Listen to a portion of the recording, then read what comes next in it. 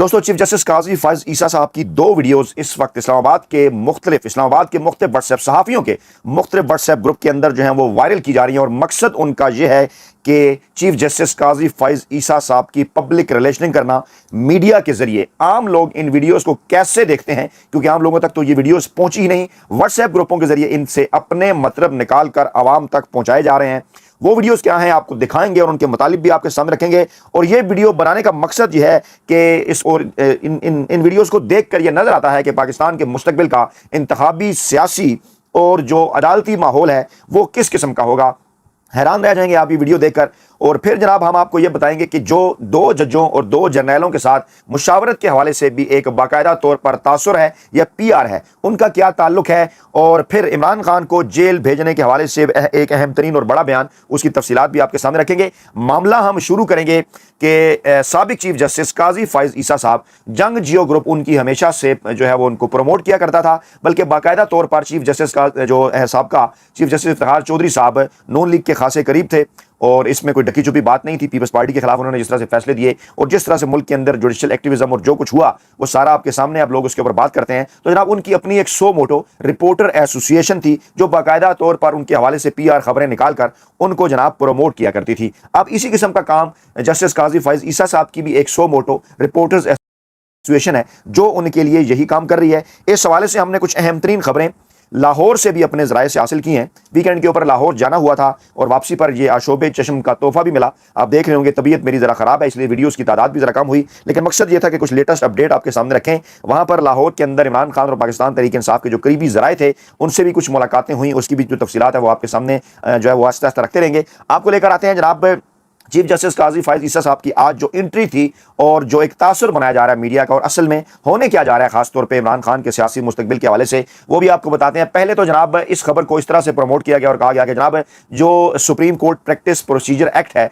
उसके ऊपर जनाब हुक्म इम्तनाई खत्म कर दिया गया है। अब ये बात यकीनन जो हमारे लॉ के ऊपर, कानून के ऊपर नजर रखने वाले दोस्त हैं वो भी हमारी रहनुमाई करेंगे। वकला बरादरी भी हमें ये बताएगी कि किस तरह से क्या इस हवाले से वो फैसला आया, या चीफ जस्टिस काजी फायज ईसा साहब ने यह कह दिया कि मैं सीनियर जजेस के साथ मुशावरत से बेंच बनाऊंगा तो वो हुक्म इम्तना खत्म हो गया। ये तो एक आनी और कानूनी मामला है। वो 8 जजेस का बेंच था, 8 जजेस ने 8-0 से एक फैसला किया था। और अब अगर आप फुल कोर्ट के जरिए जब फैसला आता है जिसकी समाअत आपने 3 अक्टूबर तक मुलतवी कर दी है, तो उसी सूरत ही वो हुक्म इम्तना खत्म हो सकता है और चीफ जस्टिस के इख्तियारात वापस आ सकते हैं। अच्छा, अब ये एक बड़ी इंटरेस्टिंग सिचुएशन है। जिस तरह से आसिफ जरदारी साहब को भी प्रमोट किया गया ना, उन्होंने कहा जनाब मैंने खुद से 18वीं जो तरमीम है उसके ऊपर जब काम किया तो आपको पता है सदर के जो सारे इख्तियारात थे वो मैंने पार्लियामेंट को दे दिए। अब यही तासुर चीफ जस्टिस काजी फायज ईसा साहब का भी बनाया जा रहा है, अगरचे इसके पीछे माफिया हैंडलर्स और सहूलतकारों के कुछ और मकासद भी थे, और वो आपके सामने है जो कुछ हुआ गुज़श्ता 1.5 बरस के अंदर और जिस तरह से दरिया के पार काटने की भी कोशिश की गई। लेकिन अब क्योंकि ये बड़ा अच्छा लगता है ना कि अगर सो मोटो रिपोर्टर एसोसिएशन के या जंग जियो ग्रुप के देखें जनाब, वो तो अपने इख्तियारात जो है वो देना चाहते हैं, लेकिन इस वक्त सूरत हाल ये कि क्या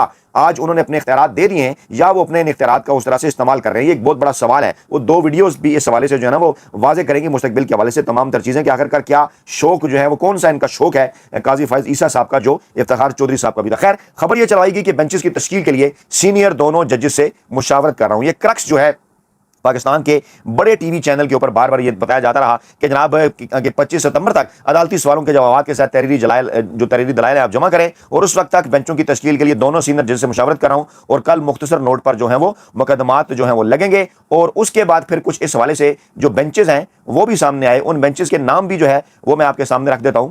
और रवां हफ्ते का रोस्टर जारी, चीफ जस्टिस पाकिस्तान और 2 सीनियर जजेस ने 5 बेंच तश्कील दे दिए। अच्छा, अब ये एक ऐसा मामला है कि इसके ऊपर ये जो सीनियर जज हैं दो, एक तो जनाब जस्टिस सरदार तारिक साहब हैं जो कि इन्हीं के कैंप का हिस्सा है, और दूसरे जस्टिस एजाजुल एहसन साहब हैं सीनियर जो कि जनाब हिस्सा थे माफ कीजिएगा इनके चीफ जस्टिस बंदयाल साहब के कैंप का, और मुस्तकबिल के वो चीफ जस्टिस भी हैं और उन्होंने पनामा के हवाले से फैसला भी दिया था।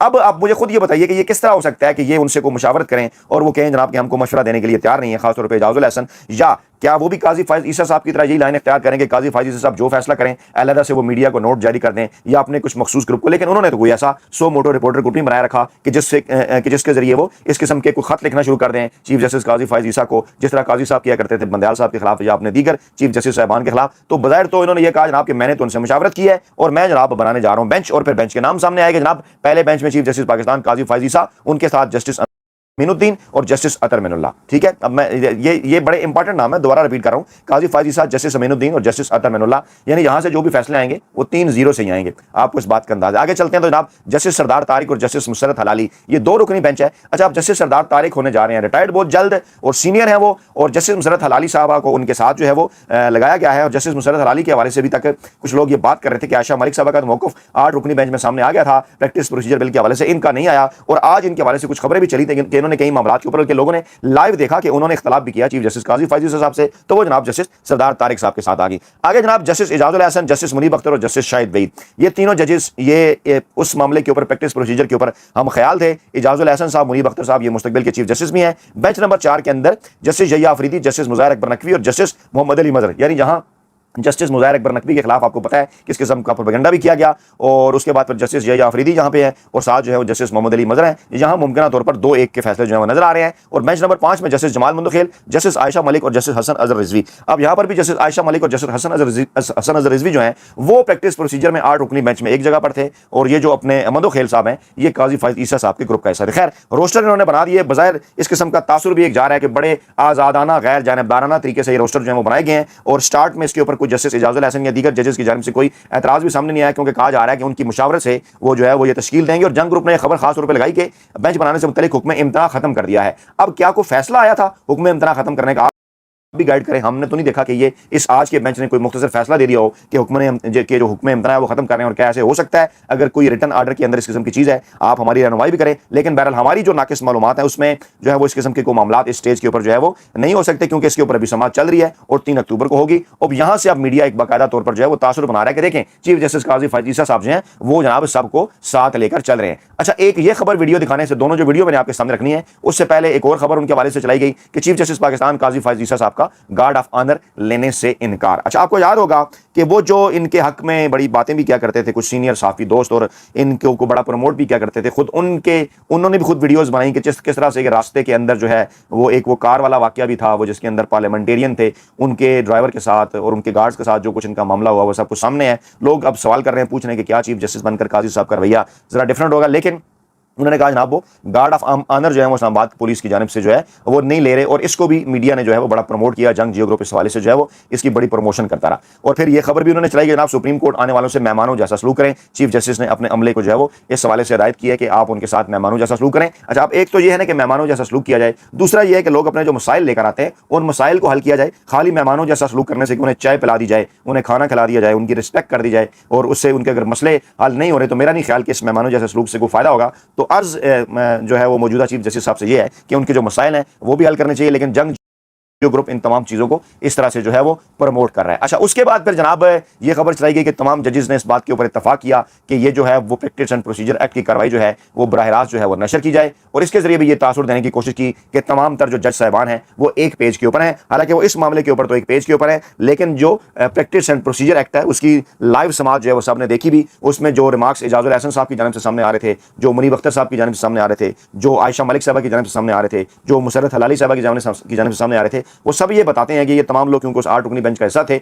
जिन्होंने चीफ जस्टिस बंदयाल की सरबराही में हुक्म इम्तना दिया था, तो इनका मौका इस हवाले से कुछ हो रहा है। अच्छा, मेरे एक साफ़ी हैं साले जाफर उनका नाम है, लोग उन्हें साफ़ी कहते हैं, आप जवाब दें कि क्या वाकई वो साफ़ी हैं? तो जनाब वो उससे पहले नवाज शरीफ के हवाले से भी कि जनाब वो व्याग्रा बरामद और पता नहीं क्या कुछ 99 में खबरें लगाते हैं। आज उन्होंने सदर को पहले भी उन्होंने कोशिश की मिलान करने की, वो लेम डक उन्होंने लंगड़ी बतख का तर्जमा किया था। आज मौसूफ फरमाते हैं कि साफ़ी उनसे सवाल कर रहे थे कि आपको जनाब कैसा लग रहा है काजी फायज ईसा से हलफ लेके, तो फिर उन्होंने सर झुका लिया और फिर उन्होंने कहा जनाब एक बाइज्जत जज से कैसे हलफ लेना अच्छा लगा, और कहा क्योंकि आप तो उन्हें हटाना। भाई सदर का जो होता है उनके पास जो मामला आएंगे कहीं से हो के आएंगे और उसको वो आगे भिजवा देंगे। जैसे हलफ उनके पास आया तो उन्होंने हलफ ले लिया, उस वक्त पीटीआई गवर्नमेंट के अंदर अगर रेफरेंस आया तो उन्होंने आगे भिजवा दिया, उन्होंने कोई इसके हवाले से फैसला तो नहीं किया ना, उनका काम यही है। लेकिन वो जानबूझकर उन्होंने कहा जी कि सदर के चेहरे से रवाती मुस्कुराहट जो है वो गायब होगी, और खुद पर उन्होंने संजीदगी तैयार कर ली, और आला शख्सियात ने भी ये मंजर देखा, और फिर जनाब उनसे पूछा गया कि आप अपने लीडर से कब मिलने जाए, इस किस्म की चीजें, यानी उनके खिलाफ भी एक मजमूम किस्म का जो प्रोपेगेंडा है वो ये चलाने की जो कोशिश है वो की गई। अच्छा, अब इसी दौरान फिर यह भी कहा गया कि जनाब मुल्क की तारीख में पहली बार जो अदालती कार्रवाई है वो बराह रास्त नशर की जा रही है। बड़ा एक माहौल भी बनाया गया कि लोग इन तमाम चीज़ों को देख लें। लेकिन जनाब सवाल तो यह है कि क्या सिर्फ यही कार्रवाई बराह रास्त दिखाई जा रही है, ये अगली आइंदा आने वाली जितनी भी कार्रवाइयां हैं क्या वो आप बराह रास्त दिखा पाएंगे? नहीं मुमकिन हो सकता। तो फिर इस कार्रवाई को बराह रास्त दिखाने का मकसद ये था कि आप शायद ये कहना चाहते हैं कि जब भी फुल कोर्ट की कार्रवाई होगी तो आप उसको बराह रास्त दिखाएंगे। तो देखते हैं मुस्तकबिल में इस प्रैक्टिस के ऊपर भी किस हद तक अमल होता है। ठीक है, अच्छी बात है कि आप जो राज पाकिस्तानी अवाम तक ये सारी चीजें पहुंचा रहे हैं। और कुछ लोग अब ये बात भी करते हैं कि चीफ जस्टिस बंदयाल साहब भी अगर फुल कोर्ट की जानिब चले जाते तो पता चल जाता कि कौन क्या करना चाह रहा है, कौन कितने पानी में है। इसको बहरहाल जो है वो लोगों ने वेलकम किया, लेकिन इसको भी उनकी प्रमोशन के हवाले से जंग जियो ग्रुप जो है वो उन्होंने इसको इस्तेमाल करने की कोशिश की। अच्छा, इस हवाले से अब दो वीडियोज हैं बड़ी इंपॉर्टेंट जो मैं आपके सामने रखने जा रहा हूं। एक वीडियो किस टाइटल के साथ आ रही है कि जनाब चीफ जस्टिस काजी फैज ईसा ने सुप्रीम कोर्ट पहुंचते ही क्या कहा, और फिर उसमें उनका जुमला जरा सुनिएगा जो वो बात कर रहे हैं। मैं आपके सामने वीडियो रख रहा हूं कि ये सारा अनएक्सपेक्टेड था, हमारे जरा कुछ और कहते हैं। ये चीफ जस्टिस साहब पहुंचे हैं, वीडियो गौर से देखिएगा जी, गौर से देखना आपने, फिर मैं आपसे कमेंट करता हूं।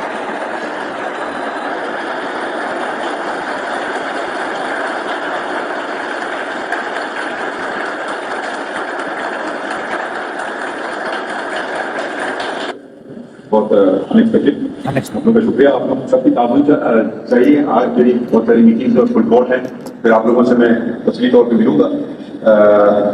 ये याद रखिए कि अदालत और सुप्रीम कोर्ट जो खुशी से नहीं आते, मसले अपने ख़त्म करने के लिए आते हैं। तो बराए करम आप ऐसा उनसे सलूक कीजिए जैसे कि एक मेज़बान मेहमान से करता है। यकीनन कुछ लोगों को परेशानी होती है, तो वो ये दरवाजे इंसाफ के आप हमारे रखिए, खुले रखिए, और जहाँ तक मुमकिन हो सके आप उनकी मदद कीजिए। बाकी काम हमारा इंशाल्लाह आपसे मुलाकात होगी और तफसीली तौर पर। तो आप सब लोग का शुक्रिया। अच्छा, बज़ाहिर तालियां शुरू में बज रही हैं, आखिर में बज रहे हैं, और वो कह रहे हैं बड़ा अनएक्सपेक्टेड था। और हालांकि ये तमाम तर चीज़ें जो है वो पहले से प्लान थी, हमारे ज़राए के मुताबिक उन्हें बता भी दिया गया था कि जनाब इस तरह से लोग आपका इस्तकबाल कर रहे हैं। और वही रवायती जो आपको पता है सरकारी दफातर में पाकिस्तान में नजर आता है कि नए आने वाले बास को वेलकम, जो चले जाएं उनके खिलाफ खबरें, इस किस्म की बातें। अच्छा, अगली वीडियो किस तरह से प्रमोट की जा रही है, फिर थोड़ी वीडियो मेरी लंबी हो रही है आप तक पहुंचते हुए, लेकिन बड़ी इंपॉर्टेंट क्योंकि चीज़ें आपको बतानी है। दो चीज़ें इंपॉर्टेंट आगे चल के रहती हैं कि इमरान खान के को जेल भेजने से क्या हुआ, और फिर जो दो जर्नैलों की हमायत का तासुर दिया जा रहा है। लेकिन पहले ये वीडियो बहुत अहम केस है, अर्जेंट केस है, मैं नहीं लगाता हूँ। मेरी मर्जी, सुनिए जरा, सिर्फ जवाब दे दीजिए। मेरी मर्जी, मैं 10 साल उस केस को नहीं लगाऊं। मेरी मर्जी, मैं इसमें कुछ नहीं कहा। मैं आपसे सवाल पूछ रहा हूँ। इन्होंने मेरी मर्जी ले ली, शायद मैं खुश नहीं हूँ इस बात से। मेरी मर्जी में ना लगाऊं। बहुत अहम केस है, इन्होंने लिख दिया 14 दिन में आप उसका सिर्फ उसको लगा दें, कोई फैसला तो ना करें। तो मैं कहूँगा मेरी मर्जी, मैं जो ये टैक्स पेयर पैसे दे रहे हैं इस अदालत को, जो हमारा बजट है, मेरी मर्जी पे चलेगा। इस पे सवाल का जवाब दीजिए। मैं नहीं लगाता हूँ। आपका ये केस आपने फाइल किया, ठीक है, मैं नहीं लगाता इसको। आप क्या कर लोगे? कुछ भी नहीं कर सकते हैं, आपके हाथ पैर कटे हुए हैं। इन्होंने हम पे भी, मेरे कुलीग ने एक बात की इंटरनल और इंस्टीट्यूशनल इंडिपेंडेंस की, मैं दो बातों का इजाफा भी करना चाहता हूँ, और वो है, और वो आइन से पहले भी हमारे पास था, वो हमें ऊपर वाले को हिसाब देना है, ठीक है। Accountability and transparency. आप हमें टोटली अनअकाउंटेबल बनाना चाहते हैं चीफ जस्टिस को। मैं तो बहुत खुश हूँगा, क्योंकि ये कानून अगर सस्टेन हो जाता है तो मेरे पार तो कम हो गए बाकी चीजों को छोड़ करके, ठीक है। इस कानून को उड़ा दे, मैं ताकतवर बन जाता हूँ।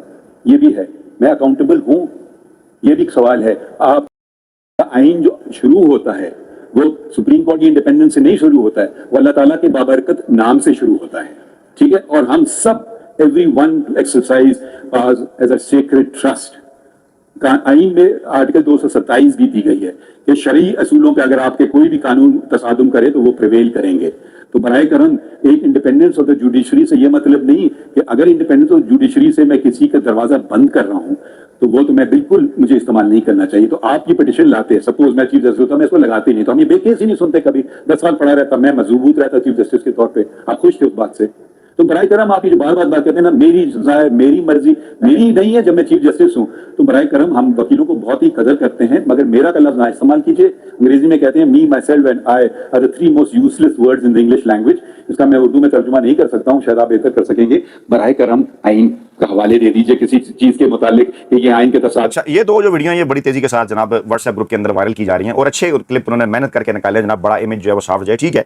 हम आमतौर पर अक्सर जब भी कोई ऐसा काम करते हैं मजहब का हवाला भी देते हैं, आपको पता है लोग उससे जरा अटैच हो जाते हैं। लेकिन सवाल चीफ जस्टिस साहब कुछ और हैं कि मुल्क के अंदर गुज़श्ता 16 माह से जो कुछ और है, ये मामला तो ठीक है, चले आपने टेकअप कर लिया कि जनाब आपके लिए इतनी अर्जेंसी का ये मामला था कि इख्तियार किया होना चाहिए चीफ जस्टिस के, और फिर डेटें आगे 3 अक्टूबर तक चलेगी, यानी ये चलता रहेगा। और फिर अमली तौर पर आपने कहा जी मैंने तो मशावरत भी शुरू कर दी। लेकिन वो केस अवामी दिलचस्पी के कब सामने आएंगे? आप कह रहे हैं ना कि केस पड़े रहे, यहां से ये जुमला है कि केस पड़े रहे, तो केस तो अभी भी बेशुमार पड़े हुए हैं। इलेक्शन का मामला है, इमरान खान की जमानतों के मामलात हैं, दीगर मामलात हैं, लोग 20 दफा गिरफ्तार हो चुके हैं, वो तमाम मामलात कैसे टेकअप होंगे उनको भी जरा देख लीजिए। तो बड़े ये सारी चीजें वायरल करने की कोशिश तो की जा रही है, और लेकिन असल मामला कुछ और है। अच्छा, दूसरी जानिब अब आपको पता है कि जंग जियो ग्रुप बाकायदा तौर पर इसके ऊपर जो है वो एक पूरी कंपेन उन्होंने स्टार्ट की है। तो उनका प्रोग्राम है जिरगा, सलीम साफ़ी साहब जो करते हैं, इसमें जनाब उन्होंने जो है वो जो है वो जो सहाफ़ी हैं उन्होंने किस्सा भी सुनाया कि जनाब पहले तो सलीम साफ़ी साहब ने कहा कि चश्मे फलक ने यह नज़ारा देखा कि आरिफ अलवी जिन्होंने इमरान खान और उनके सरप्रस्तों की ईमा पर उन्हें हटाने के लिए सुप्रीम जुडिशल काउंसिल का रेफरेंस भेजा था, आज उन्होंने उसी चीफ जस्टिस पाकिस्तान का हलफ लिया। यानी इन चीज़ों से नहीं निकले, यही चीज़ें। और फिर उन्होंने कहा कि हलफ बर्दारी की तकरीब के बाद देर तक DGISI और आर्मी चीफ की मौजूदगी खुशगवार हैरत का बायस रही। अच्छा, अब ये इस किस्म की खबरें क्यों ये दे रहे जी कि देर तक, तो आते हैं इस तरह से इस ओहदे के ऊपर जो लोग हैं माजी में भी और वो वहां पर रहते हैं, और ये तासुर ये दे रहे हैं कि देर तक क्योंकि इनकी मौजूदगी वहां पर रही, तो बताना ये चाहते हैं कि जनाब इस दौरान उनकी गपशप भी हुई होगी,